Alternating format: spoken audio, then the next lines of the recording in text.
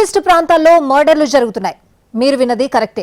Meghalaya honeymoon murder తర్వాత సరిగ్గా అలాంటి ఘటనే ఇప్పుడు గోవాలో కలకలం సృష్టిస్తోంది. పెళ్లి చేసుకునేందుకు గోవాకి ప్రియురాల్ని తీసుకుని వచ్చిన ప్రియుడు కత్తితో దారుణంగా దాడి చేసి డెడ్ బాడీని అటవీ ప్రాంతంలో వదిలేసి వెళ్లిపోయాడు. మృత్యుకూపాలుగా మారుతున్న పర్యాటక ప్రదేశాలు. మేఘాలయలో హనీమూన్ మర్డర్ ఘటన మరవక ముందే మళ్లీ అలాంటి ఘటన రిపీట్. లవర్ను హత్య చేసేందుకు గోవా టూర్కు తీసుకువచ్చిన ప్రియుడు పక్కా ప్లాన్ ప్రకారం మర్డర్ చేసి పారిపోయాడు ప్రియుడు. కర్ణాటకలోని ఓ ప్రేమ జంట గోవా టూర్ విషాదాంతంగా ముగిసింది.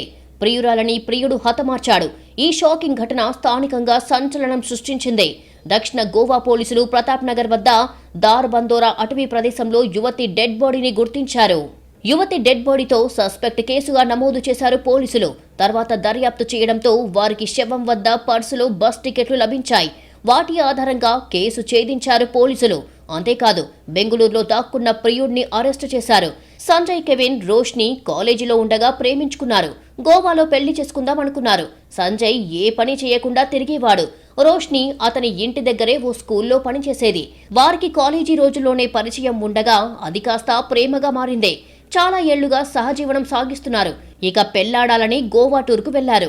ఇంటి నుంచి బయలుదేరి దక్షిణ గోవా పరిధిలోని దార్బందోరా అనే ప్రాంతంలో దిగిపోయారు. ఇద్దరూ కలిసి సమీప అడవి ప్రాంతంలోకి వెళ్లారు. అక్కడ సంజయ్ ఆమెను కత్తితో పొడిచి చంపేశాడు. ఫోన్ తీసుకుని వెళ్లిపోయాడు. ఈ హత్య విషయం బయటపడిన వెంటనే స్థానిక పోలీసులు క్షుణ్ణంగా గాలించారు.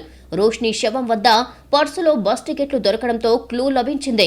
పలు బస్టాండ్లలో సీసీ కెమెరాల చిత్రాలను సేకరించి ఆ జంట చిత్రాలను సంపాదించారు. అలా నిందితుని ఆచూకీ కనిపెట్టి అరెస్టు చేశారు. ఇక బాధితురాలి స్వస్థలం హుబ్లీ అని తెలుస్తోంది.